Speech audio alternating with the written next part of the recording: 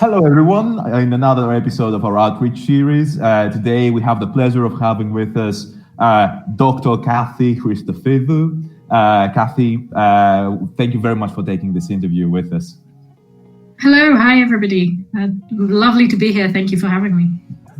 For those of you who do not know, Kathy is a lecturer within the University of Sheffield. She's been working for a few years now with materials relating to high temperature applications, metallic materials, and generally refractories as well, from what I have seen.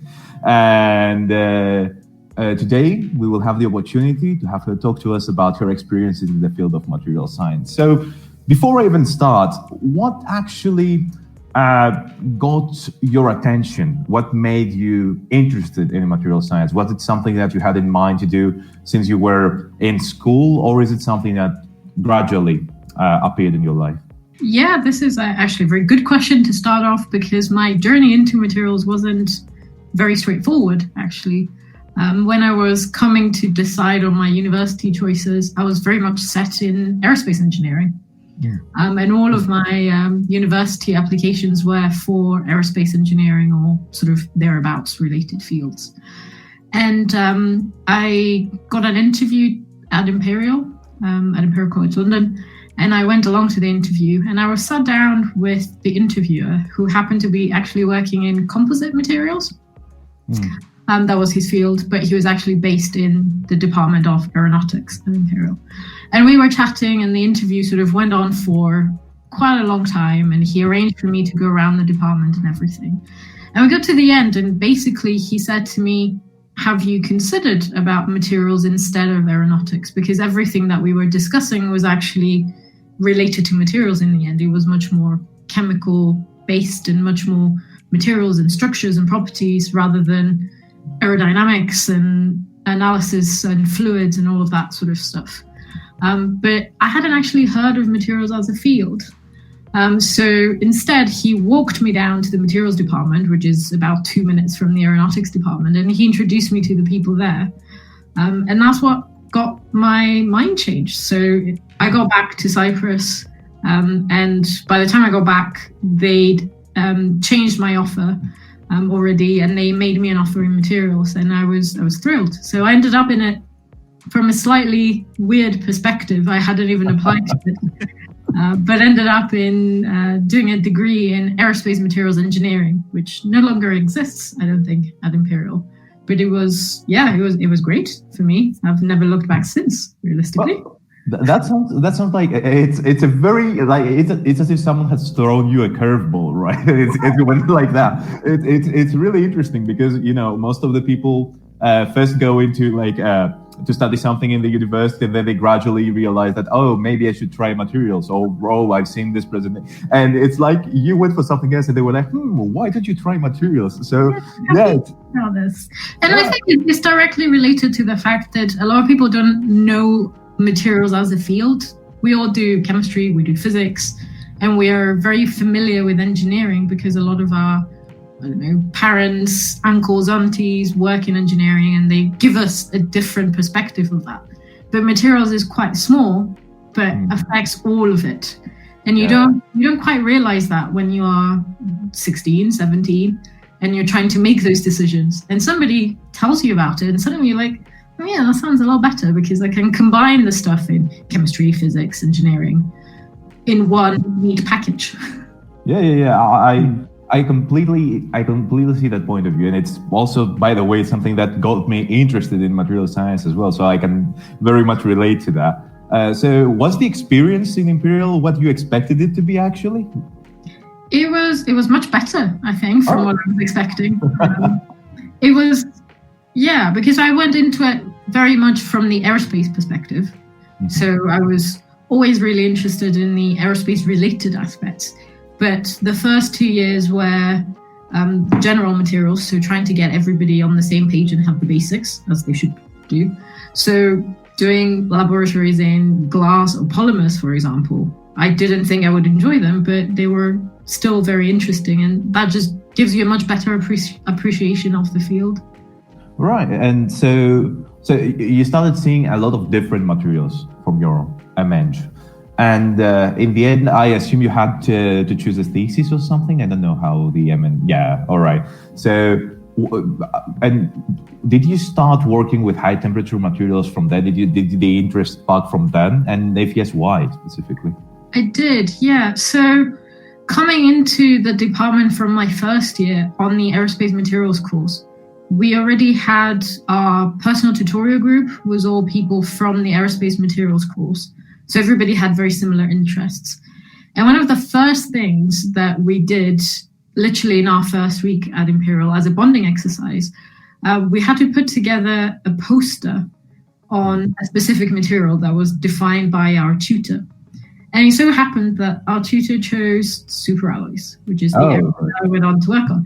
So I started researching them to put something on the poster, right, as part of the group. And I still remember this because we were doing, I was doing the strengthening part for superalloys. So I had that in mind. And as a result, I knew a lot about them, obviously not even a fraction of what I would think anybody would need to know. But at that point, I was like, oh yeah, these materials are so cool. So I was very intrigued by them. And when it came to the end of my degree and having to do the dissertation, I tried to keep within that superalloys theme because I thought actually it would be really cool to know more about them and work with them directly. So that's what I did. Right, and I guess that also transitioned into the PhD afterwards, correct? It did, yes. So what made you select a PhD by the time you actually finished your MEng? My dissertation at the final year, actually. So I always enjoyed the labs and all of the sort of practical activities that we had as part of the course. And then doing the independent research project at the end, I actually found that much more stimulating as a learning exercise. So I thought at the end, yeah, I really like this and I would like to keep going with it. So I explored all the different options that were available to me because I wanted to keep that research element going. And obviously, as you start straight from undergraduate into a graduate job, you don't have as much flexibility on the research side to begin with. So I thought I'll keep that going for a little longer if I can, and then consider changes. Right. So it was basically an immediate transition, right? For me, it was, yeah. Right. And thinking back now, how was the PhD experience in itself? How did everything actually go? Was it like, what did you expect going into the PhD and what actually happened? That's the question.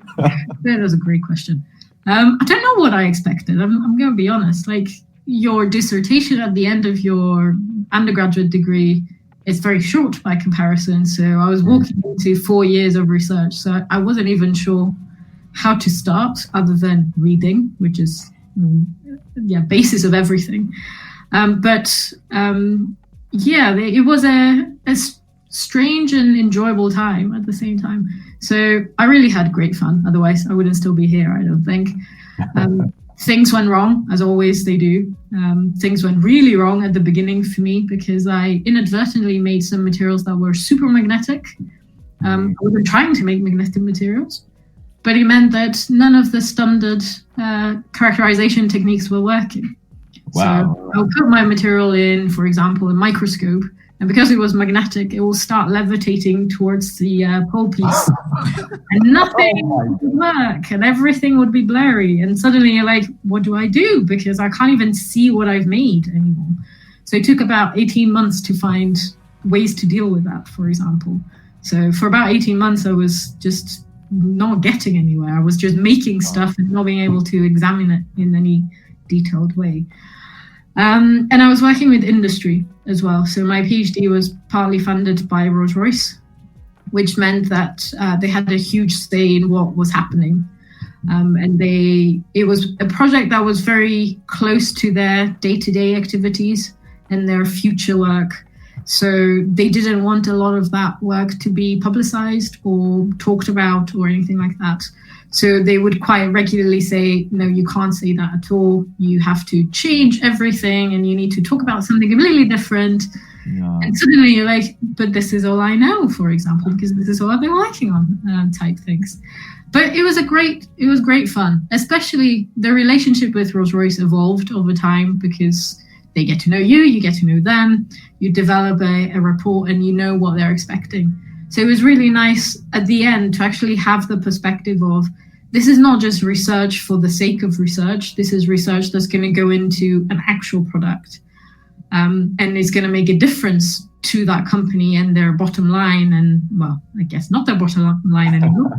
But in that sort of arena, you sort of start appreciating how the two work together and that nothing is in isolation. Well, this is the essence of engineering in itself, right? As well. So it's really wonderful to, that you see it all coming together and clicking at the end. Of course, yeah. So we've reached a pivotal point in your life where you actually have now finished, you now have a PhD. And what made you stick around in academia? I mean, you already said that you liked research before, but why didn't you just choose to go to a research center in industry and you chose to stick around in academia? Yeah, it was a long journey, actually. And I didn't make up my mind to stay in academia for a long time. I'm quite curious about what I spoke about already, the industry and academia relationships and that sort of dynamic. So for a little while after I started my postdoc, so I thought I'm going to stick with research for a little bit. So I started a postdoc after I finished my PhD. And throughout that, I was still working with industry, and that got me really interested in the business side of things. So I did an MBA online, and I was researching ways in which I could move more into that business side of things. Right. Okay. And I did a lot of interviews with different companies on the commercialization side and also on the consulting side from a business perspective.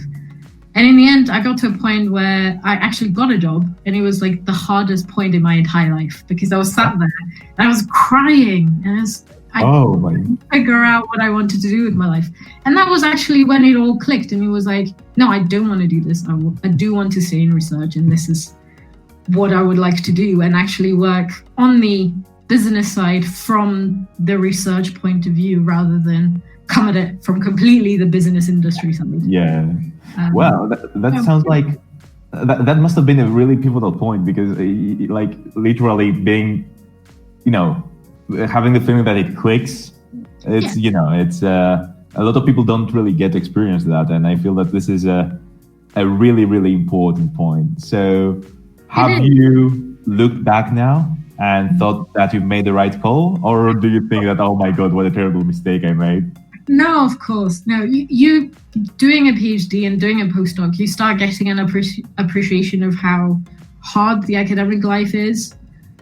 You have to do a lot of things for not a lot of time. So you have to teach, you have to do research, you have to attract the grants, you have to work with industry, you have to mentor students, you have to do pastoral care for students, for example.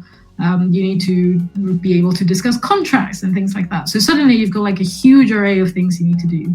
And you need to be comfortable not knowing what you're doing as well for a long time, because you just can't. You can't be an expert in law, and you can't be an expert in finance and how you construct your proposal in terms of the costings and things like that. So it takes a while, and you have to be very confident going into it that you're happy with that amount of work and uncertainty that's coming your way. So that's why it was so difficult to make that choice, because a lot more traditional jobs that don't involve a lot of research are very structured, and you know exactly what's happening and what to expect of it. Whereas coming into research and academia, you don't. It's fundamental to the job. You don't know what's going to happen from your research and in the long run. So yeah, that moment, that pivotal moment with me crying over taking a normal job or not was that was it. After that, I was confident that I was gonna go for it and ignore everything else. Right. That sounds like an inspiring story for a lot of people that may be in a similar position, right? So, as part of the academia now, right? Your position as a lecturer right now, what would you say is the most interesting thing of of your position? What do you enjoy the most to do from your position? Yeah, the variety is definitely part of it. No 2 days are the same. You wake up on Monday and you have to teach for an hour, and then you've got meetings with PhD students for 2 hours or something.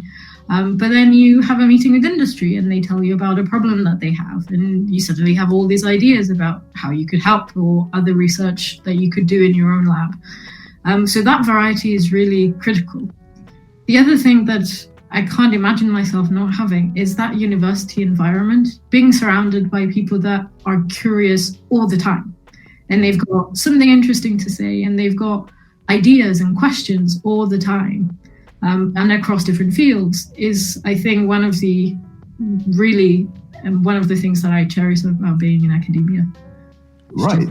So this network, as I would describe it personally, and this is an important question because a lot of us are in a similar position right now. How do you feel that this connection with all these people has been affected by the COVID-19 situation? Yeah, that is I think the question on everyone's minds. It has, of course, been affected because you lose that organic connection when you walk on the corridor or on the staircase and you meet somebody and they say, oh, wait a minute, I needed to ask you about this. Or I was doing this interesting thing in the lab. What do you think? Or this thing went really wrong in the day. All of those discussions have disappeared. Everything needs to be a lot more structured, and you have to make more of an effort to have the interesting discussions. Having said that, I think it has given us different ways to interact, and it has brought those networks have expanded beyond our little offices and our little buildings. And suddenly we do talk to people in different universities more because, well, everybody's used to the Zoom or the Google Meet or whichever software. So it's not so much of a barrier anymore, and we know how to do it. So it's missing that organic, I think, connection, which does bring people and ideas together. But at the same time, it has let us expand beyond the borders in a way as well. Right. So it's not bad. And we can learn and use both.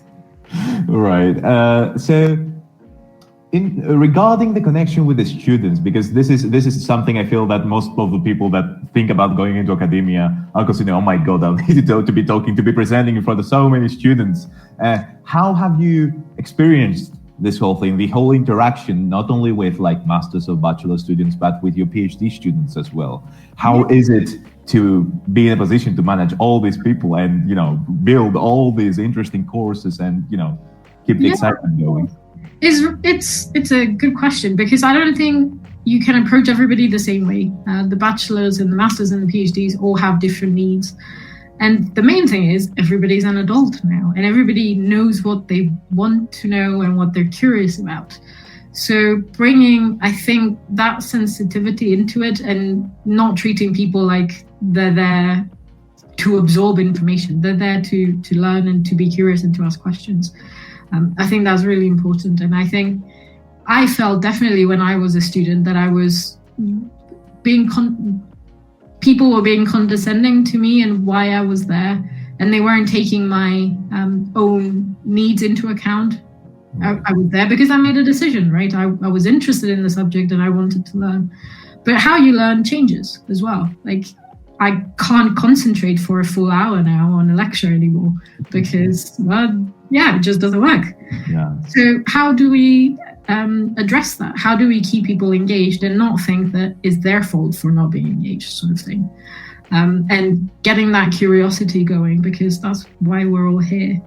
And I think PhD students, of course, again, they make a very reasoned decision to go into doing a PhD. So not treating them like clueless people is very important, and making sure that what they're doing reflects what they wanted to do in some respects. Of course, there's going to be things that our supervisors, we need to suggest and we need to sort of bring to people's attention. But people sometimes want to do something for their own reasons as well, and that needs to be taken into consideration.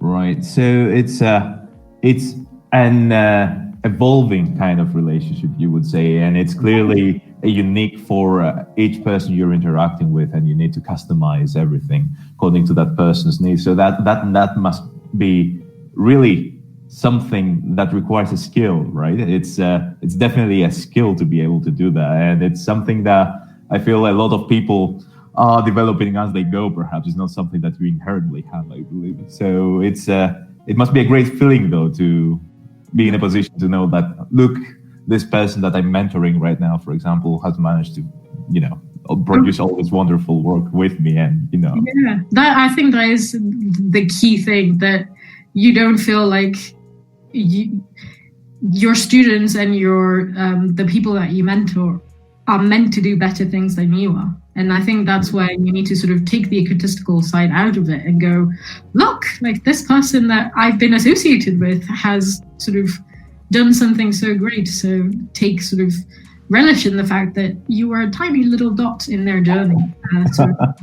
But yeah, no, I agree completely. It's a super hard thing. And I don't think anybody ever achieves perfection when it comes to teaching and mentoring and all of that, because everyone's different. But I think we all need to keep learning. Like the course that, for example, I teach a super alloys course that I do twice a year. I do it once in the first semester and I do it again in the second semester. And even in that time, you need to sort of evolve that course a little bit. Of course, the main content is the same, but how you deliver it, how you address things that might have happened, for example, in that time period, and how do you change your approach depending on the class and where the people in the class come from and all of that, I think is super difficult, but very rewarding when you even touch one person from that point of view. Right. It's an experience in itself, you would say. Exactly, yes. So now one last social related question that I would like to ask, and this is really something that I think is really important for the scientific community in general to assess and keep in mind. How was the experience of existing and operating in a predominantly male-dominated field as a woman scientist, or even as a PhD student before that, or a master student before that? How was the journey? Did you feel that you had the opportunities in the UK to bring out the best of yourself, or were there times where you felt like there are certain barriers which I cannot overpass, not because I'm not good enough, but because, Yeah, no, that is a very important question. And actually, I've been incredibly lucky in the groups that I've been part of that I wasn't a minority. So when I started my PhD in Cambridge back in 2011, there was 5 PhD students starting in that cohort, and we were 3 women to 2 men. So already a majority, although we were the first woman in that group. Every year since that time, there's been an equal number of at least women to men coming into the group. So we were never actually a minority. We were always, if not 50%, we were maybe 40-45% in that group.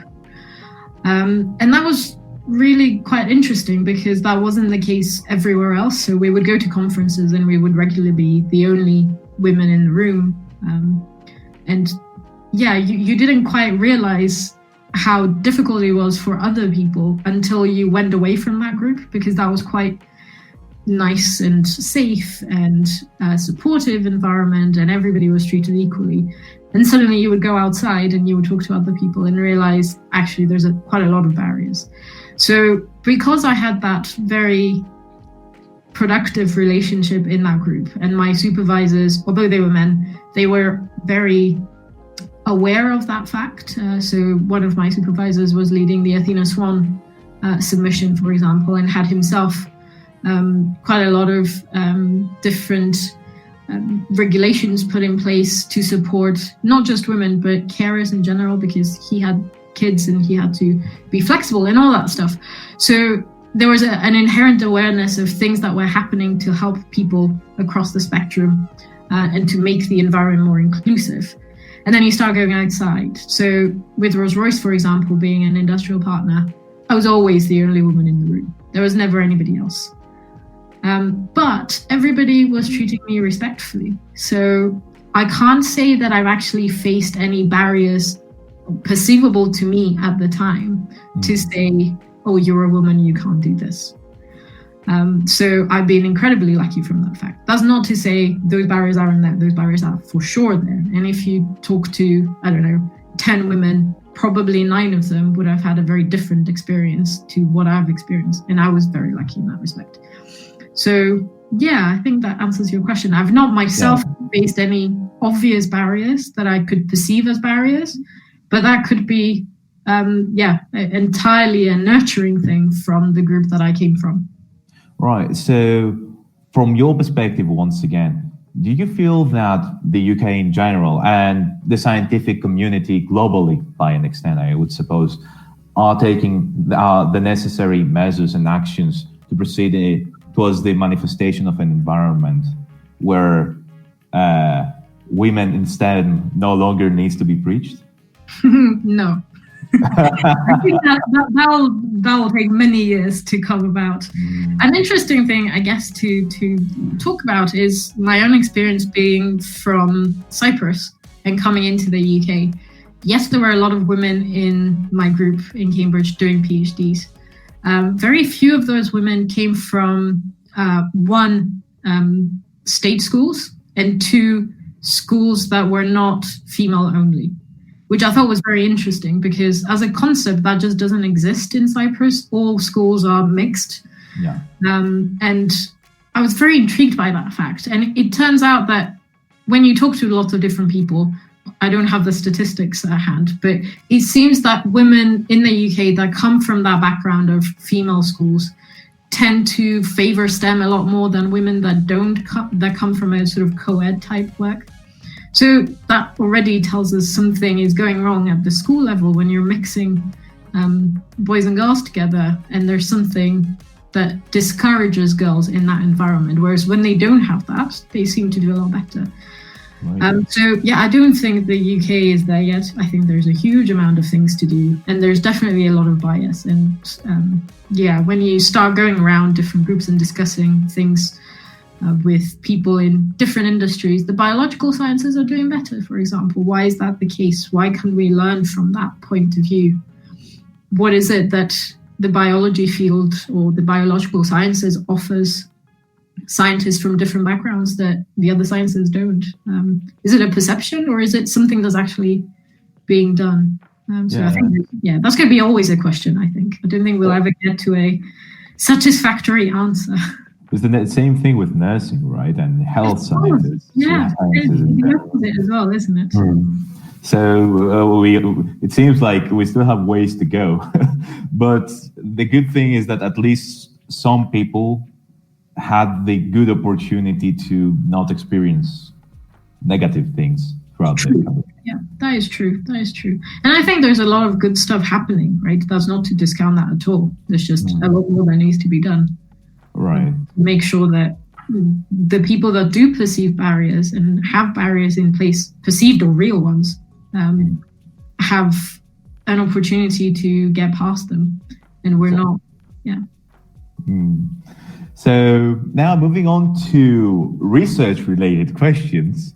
So now I'm going to be asking you things about your work. So by now, everyone should have understood that Kathy is very much interested in the fields of superalloys, and that she has published. How many papers have you published on high-temperature materials, generally? Good. I was going to say, I don't know.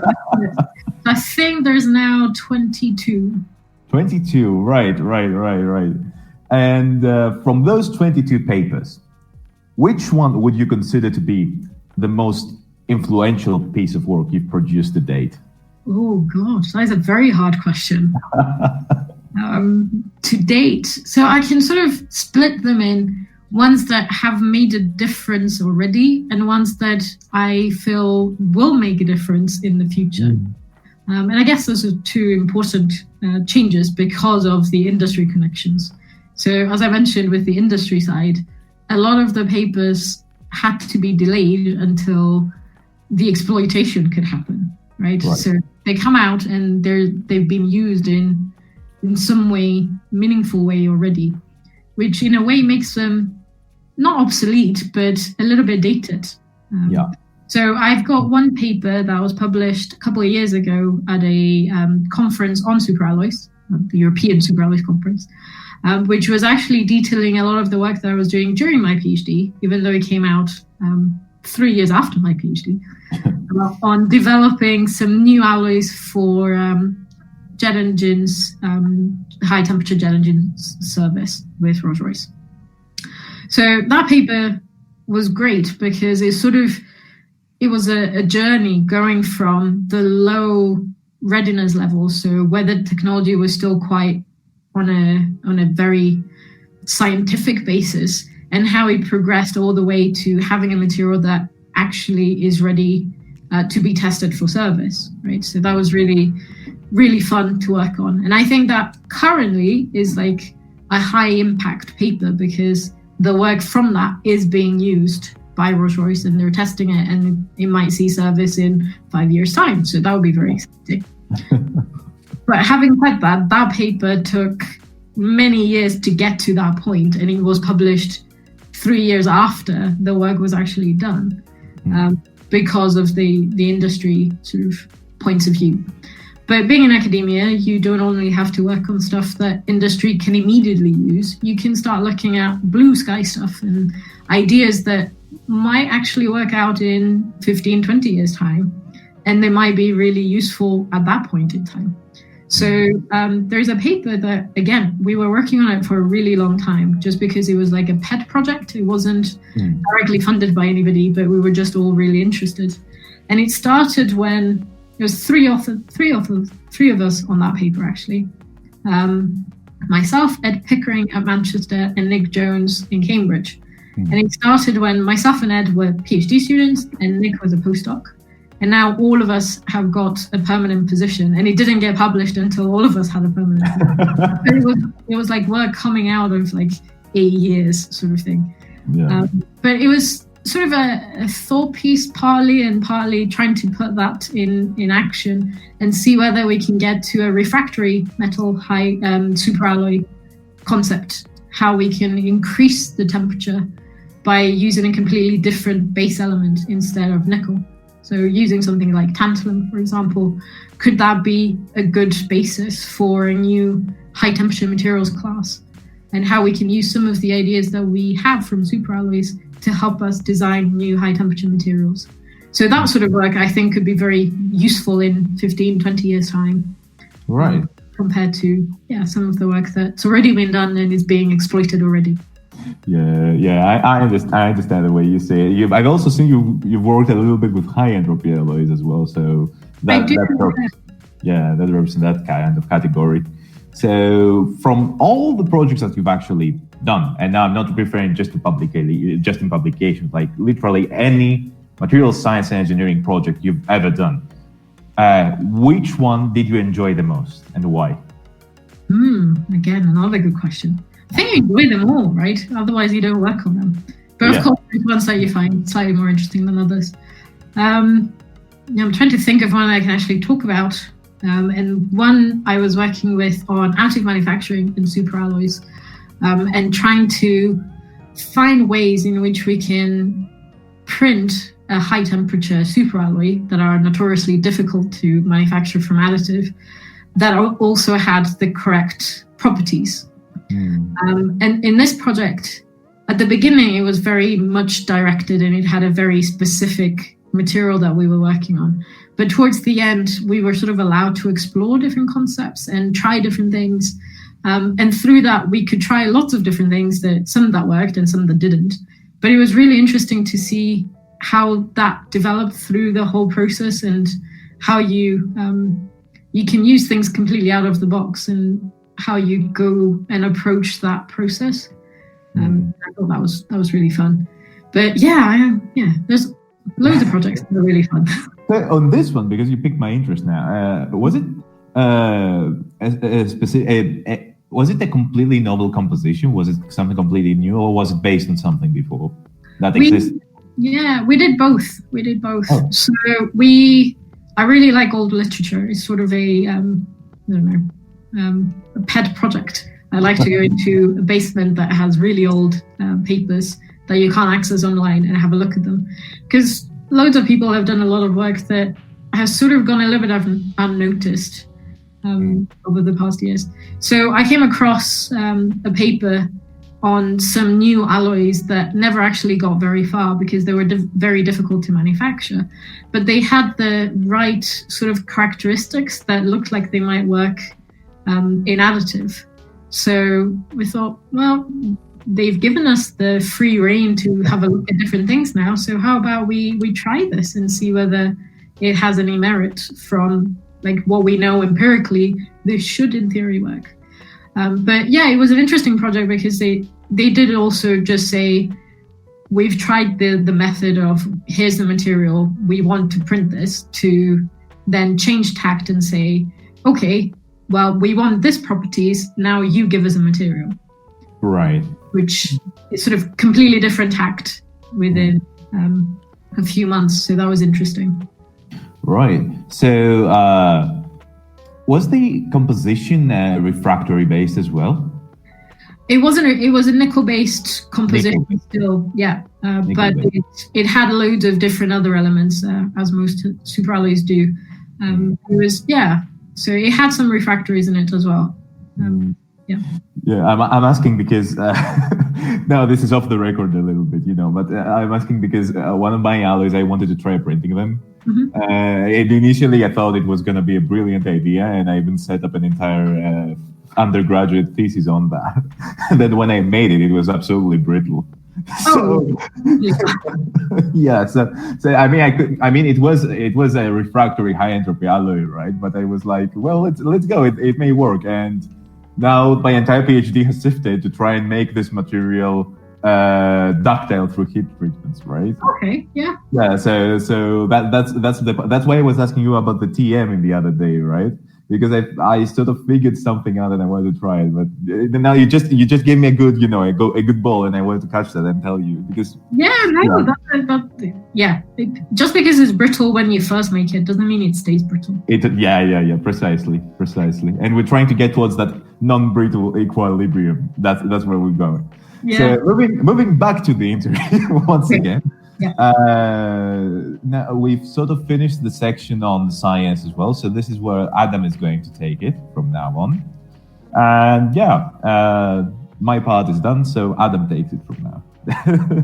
Yeah, so like you mentioned previously, after you finished your PhD, you initially looked at trying to go into industry, and you thought, okay, that was not for me, and you went back into academia.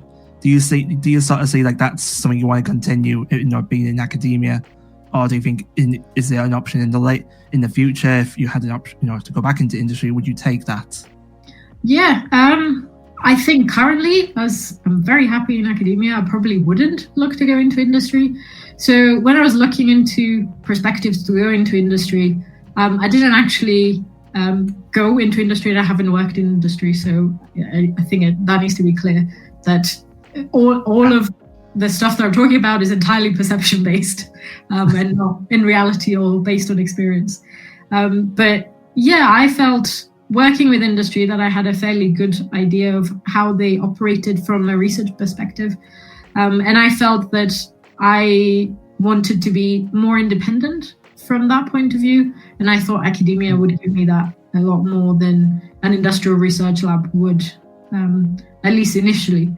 So yeah, and I'm now in academia and very happy with that process, I guess.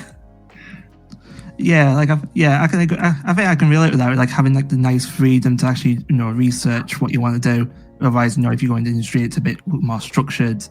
Yeah. Because one thing. Oh, sorry. No, that's good. Continue.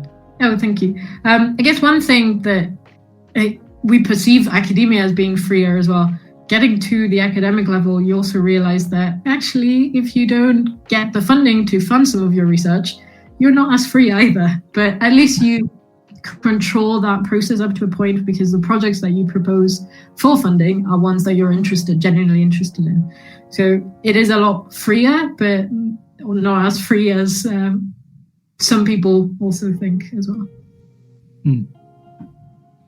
Yeah, so going back to the transition from actually finishing your PhD and your journey to going to a lecturer, what was looking back to it, what was it like climbing that ladder? Going that whole entire process. Was was a postdoc quite difficult for you? It was a hard decision more than anything. So when I finished my PhD, I was already looking before I finished at opportunities for postdocs. And I actually stayed within the same group I did my PhD in to do my postdoc, just because it suddenly gave me an opportunity to work on a slightly different project. So I was working on the additive project, for example, rather than the traditional superalloy metallurgy that I was doing previously.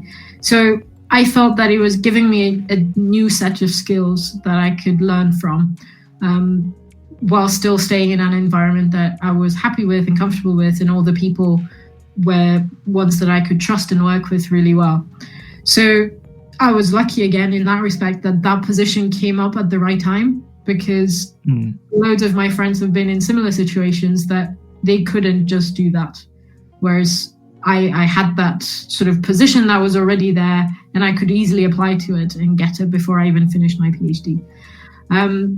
But from then on, getting into academia, it's very much a question of luck as well. So making that transition, the usual or easiest, I'm not sure it is easy at all, is to go for a fellowship. That's funded through one of the different learned societies or funding bodies. So I did try to look for fellowships, and usually the idea with the fellowships is that you continue doing a very large part of the research, and you sort of inch upwards towards the full academic position with introducing teaching slowly and that sort of thing. So you're still doing a lot of the research yourself. So that was quite appealing. And I tried to do that, but they are very, very, very competitive. And in Cambridge, when I was trying to do it, we also had an internal process, and you tend to favor a little bit more the blue sky research compared to some of the more applied stuff. Not that that's a bad thing at all. It was just, as a result, I ended up not really getting through those first stages and getting very demoralized. And at that point, it was when I was sort of investigating a lot more what I could do from the business side of things. And then you get to a point where loads of your friends have actually found academic positions. And I realized, okay, so instead of pursuing a fellowship, why don't I just apply directly to academic positions? Whereas I was much more of the transition stage, having a fellowship and then moving towards that point of view. And I applied to a few different places, and here I am. So this was one of them. And I got, so it was quite an interesting sort of journey when you're really struggling with a fellowship and suddenly you apply to the right position and it works out. It is a difficult one, and it needs to be, the luck is not to be understated, because there aren't any positions currently. Like if I was looking for a position now, nobody's hiring a metallurgist in academia, and COVID has made everything worse. So it is about aiming and luck and having those positions available, because there's not many of them. The UK is small. Of the journey. Because especially like academia now, especially the way it's affected, COVID's affected it. The universities have got a lot less funding now, so it's very difficult. Was that transition like quite long or short in your experience? For me, it was quite short, actually. So I left my postdoc in just under 4 years. So I was in that role for 3 years and 4 months or 8 months, something like that. And I'd made the decision to go because I found a position as a project manager for a little bit, project manager in materials. That was based at the Henry Royce Institute in the University of Manchester. And at that point, I was applying to loads of different academic positions, but this one came along and they were happy for me to start, knowing that actually I would leave in 3 months' time. So I went into that project manager position, which I think actually helped me a huge amount, even though I was there for only 3 months. I learned the other side of the academic world that nobody likes to talk about, which is how do you manage grants once you have them? How do you communicate with the funding bodies? How do you write reports for those funding bodies that are going to non-specialists? How do you bring together loads of people from different universities and industry and get them to actually work together? And you actually are responsible for those results and disseminating those results to the right people. So that was 3 months of, I think I learned more in that time than I could have done for another year in my postdoc position to transition into the academic sort of world. So I think it was quite short, but I had that 3 month sort of bumper period where I could learn a lot of the other skills that you don't actually get very easily from a postdoc and a research direct career. Yeah, like because in addition to the research skills which you develop, in developing your softer skills is very important as well. Exactly, yeah. And those skills you don't really have many chances as a postdoc or a PhD student. You might sort of manage your own funding, for example, although not many people do at the PhD level or the postdoc level. But suddenly when you've got, 10 million worth of funding to manage, it's a very different ballgame to your 10, 15, 20,000 that you manage as a PhD or postdoc. And then you're reporting to a lot more people that have very different understanding and very different needs from that reporting as well. So it was, as you say, all the softer skills that you don't get a chance to develop very much during your research-based roles. Yeah, because from those softer skills, skills in general, what would you say to a PhD student who's just they're going through their research at the moment? What skills would you say are most important, to be progressing your professional career, to be successful? I think communication I would put number one, and that's both verbal and written. You write emails pretty much constantly to everybody. So getting that pitch to the right level, for example, sometimes we underestimate that. Communicating your findings to different audiences that have different levels of experience and expertise is important. Making sure that you pitch it to the right level. When you're talking to people from industry, some of them will very much care about the research and others will care about what the research means for their business. And what does it mean long-term for their business, or how do they manage that transition and what your research will bring to that? Or when you're writing reports, how do you pitch it, how long it is, how scientific does it need to be, is it simple language, complicated language, all of that stuff I think is a great training through the PhD, because you do all of that. Outreach, for example, talking to kids or talking to politicians, very different skills. I think that's a skill that a PhD is great for, and a very useful one to have. Interesting. Yeah. You mentioned outreach and all that. Did you do stuff like that during your PhD? I did do, yes. So we were, it was my final year. We were working to it for a couple of years. We did a stand for the Royal Society Summer Science Exhibition. And I was working on that quite a lot as part of the leading team that was developing the exhibit. And it was really fun to actually, first of all, put the application together to submit to the Royal Society. At that point, getting accepted to go to the event, then designing all the activities and pitching them to the right levels, because through that event, you get access to a lot of school kids that come in. You've got loads of families that come in, so parents and kids. You get access to the Royal Society Fellows, which are a very different audience to the kids and the families. And you also have a couple of events with politicians and civil servants that come in to talk more about policy and how the research relates to that. So we had to design everything to be universal and to make a point to every member of that audience that was sort of interesting to that member of the audience, for example. So pitching things to different levels and having different offerings. So we were designing our leaflets, for example, and there was one that was very generic, and there was one that was very much the politician one that had all the stats and all the long-term goals and all of that sort of things that you could easily just gauge who you were talking to and give them the right thing. So that was really interesting, actually, because we were there for 10 days and we were all knackered by the end of it because you're there all the time. It was the summer, it was super hot in London, and we were just standing there talking to everybody, and it was packed all the time. It was a great experience. Interesting. Yeah. I mean, getting back to like the research side of it, you know, your field of like super alloys and refractory. How do you see this this you know, topic of material science in the like next like 5 to 10 years? Like, how well do you think it's going to progress? Good question. There's a lot of development, and there's many researchers in the field.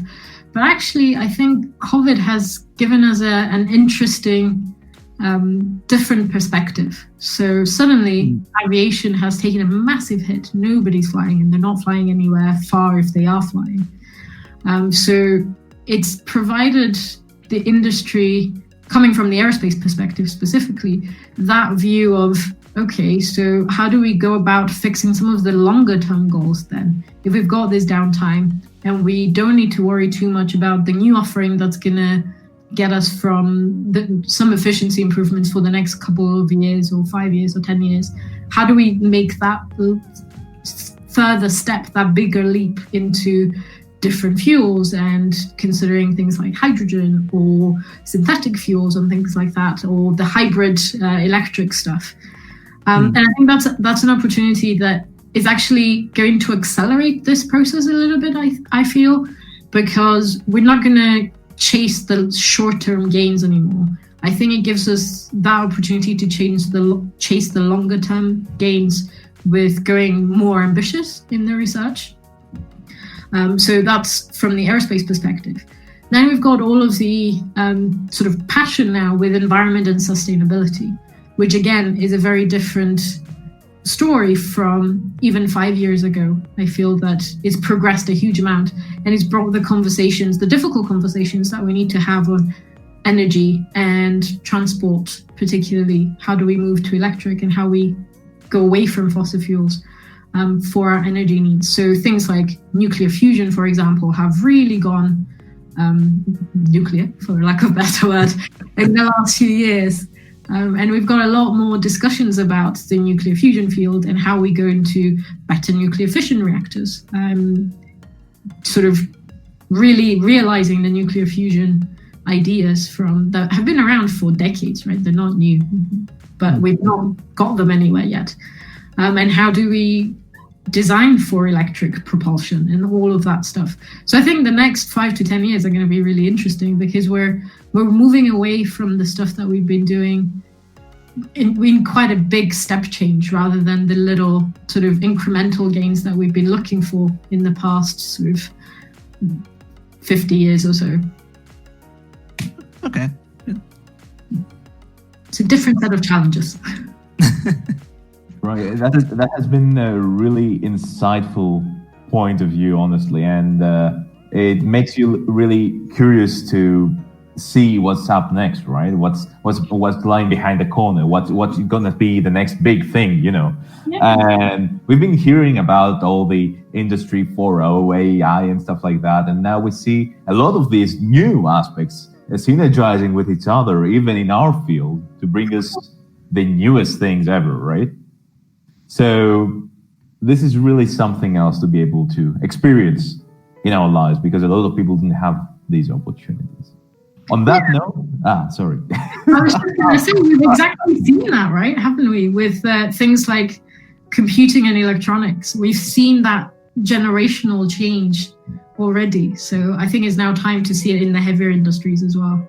And we will, I'm sure. Yeah, precisely. And on that note, we are going to conclude today's interview. Kathy, thank you very much for giving us all this insightful info. And for everyone that's watching us now, please feel free to leave a comment, and perhaps we can message some of your concerns to Kathy if you bring us with something spicy or insightful. And yeah, so for all of you that want to check out Kathy's profile, we will also be including a link to her academic profile, where you will be able to see all of her work, and perhaps we'll get to contact her and have a conversation for things that may be interesting to you. So thank you very much, Kathy, for giving us this opportunity today. And thanks to everyone who stuck around, and we'll see you in the next episode. Thank you.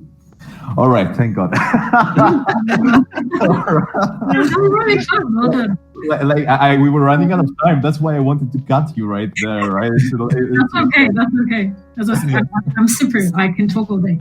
But yeah, very interesting stuff. Like the things you said. I mean, the difference between you and the other people we've interviewed thus far is how you manage to look at things from a business perspective as well. This is really unique because a lot of people that we've talked to do not really have this idea, like that. We see it from the point of proposals, all the boring stuff, that most researchers would consider to be boring. So it's really nice to get that perspective from you. I like that. I genuinely do. And I don't think loads of people do. So, do what you like, right? That's the main thing. Yeah. It'll work out.